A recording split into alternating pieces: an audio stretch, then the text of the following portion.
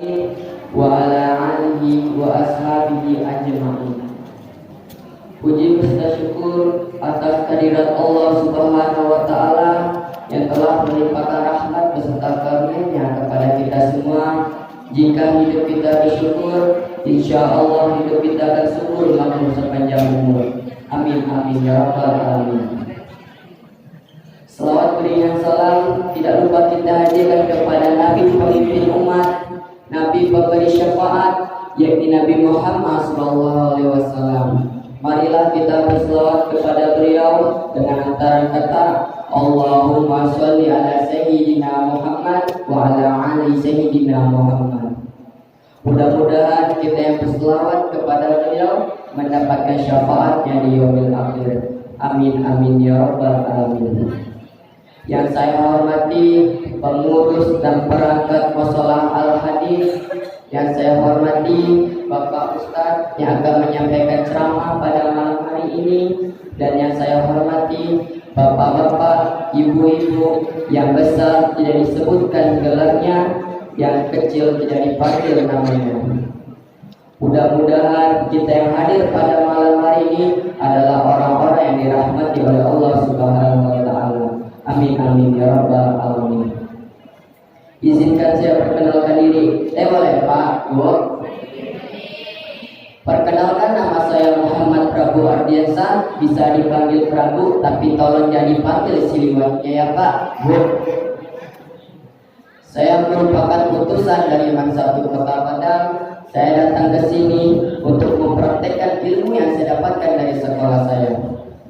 Pada malam hari ini Pak, Bu, di masjid di musola ini saya ditemani oleh ibunda saya tercinta. Biasanya saya kalau ceramah di bulan puasa ini saya sendirian, tapi sekarang saya ditemani oleh ibunda saya sendiri.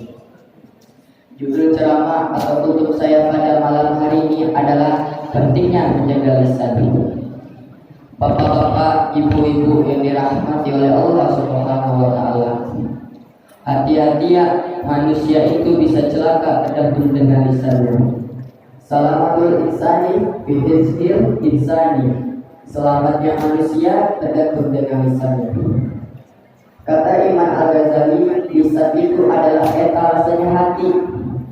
Kalau bapak-bapak, ibu-ibu ingin tahu hati seseorang itu bersih atau tidaknya, lihat bagaimana dia berbicara, lihat kualitas dia berbicara, dan lihat apa yang keluar dari mulutnya adalah kata-kata yang baik.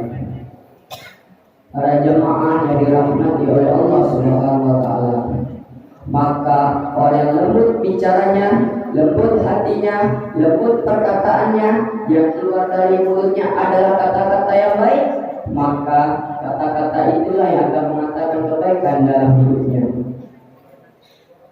Bapak-bapak, ibu-ibu sidang jamaah salat tarawih yang dirahmati oleh Allah Subhanahu wa taala. Maka pada hari ini marilah kita bicara sesuatu yang baik, bicara sesuatu yang tidak menyakiti hati orang lain, bicaralah sesuatu yang tidak mengatakan hati orang lain, dan bicaralah sesuatu yang mengajak kebaikan kepada orang lain. Karena apa Pak, Bu? Karena sesuatu yang keluar dari mulut atau lisan kita tidak bisa kita ambil kembali dan tidak bisa kita tarik lagi perkataan kita. Jika kita merasa beriman kepada Allah Subhanahu wa taala dan yakin akan dihisab di hari kiamat nanti, maka jagalah lisanmu. Bicaralah sesuatu yang baik dengan bimbingan imanmu. Jika kita tidak bisa bicara, sebaiknya kita diam. Dengan lisan, orang kafir bisa pindah menjadi muslim. Apa contohnya Pak, Bu? Apa buktinya? Asyhadu an la ilaha illallah wa asyhadu anna Muhammadar Rasulullah. Jika orang kafir yakin dengan sepenuh hatinya dengan mengucapkan dua kalimat syahadat, insya Allah orang kafir ini akan pindah menjadi orang muslim. Bapak-bapak, ibu-ibu yang dirahmati oleh Allah Subhanahu wa taala. Kata Imam Al-Ghazali, ada 5 cara kita untuk menjaga lisan. Bukan kata saya ya Pak, Bu, tapi kata Imam Al-Ghazali. Yang pertama, bicaralah sesuatu yang baik. Yang kedua, jangan boros bicara atau banyak bicara. Ini khususnya untuk ibu-ibu. Benar ya kan Pak? Biasanya ibu-ibu ini kalau ada berita pasti paling cepat menyebarkan berita tersebut. Bukan maksudnya saya so tahu ya Bu, tapi yang saya baca artikel, saya dengar dari para peneliti, orang yang paling banyak bicara itu adalah perempuan. Ibu-ibu boleh marah, boleh mengkritik, tapi jangan kepada saya ya Bu. Tapi marahlah orang yang membuat artikel tersebut, dan marahlah orang yang para peneliti tersebut. Dan yang ketiga, jauhilah perbincangan yang tidak berguna. Yang keempat, jauhilah perdebatan. Dan yang kelima, yang terakhir, bicaralah sesuatu yang tidak menyakiti hati orang lain. Bapak-bapak, ibu-ibu, sidang jemaah salat tarawih yang dirahmati oleh Allah Subhanahu wa taala. Mungkin di dalam hati kita, diri kita itu mungkin baik, salat kita itu baik, baca Al-Quran kita itu baik, tapi lisan atau mulut kita tidak kita jaga, sering menyakiti hati orang lain, dan sering mengatakan hati orang lain, dan sering menyakiti hati tetangga. Apa kata Rasulullah SAW? Ia adalah ahli neraka. Na'udzubillah min dzalik. Bapak-bapak, ibu-ibu yang dirahmati oleh Allah Subhanahu wa taala. Kesimpulan dari ceramah atau tutur saya pada malam hari ini adalah pentingnya menjaga lisan. Jika kita tidak pandai menjaga lisan, maka lisan kita itu bisa menjadi pisau bermata dua.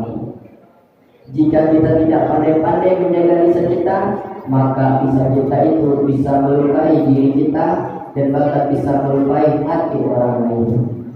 Bapak-bapak, ibu-ibu yang dirahmati oleh Allah.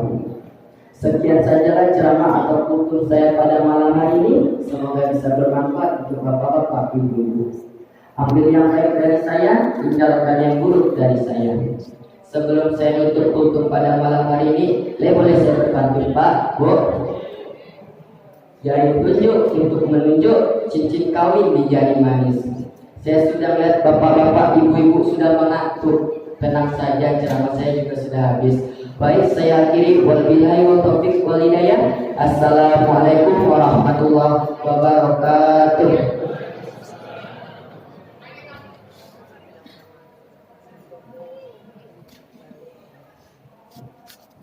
Terima kasih kita ucapkan kepada Muhammad Prabu Ardiansyah. Acara selanjutnya, tausiah yang akan disampaikan oleh DRS Bapak DRS Masrul Menteri. Kepada Bapak dipersilakan.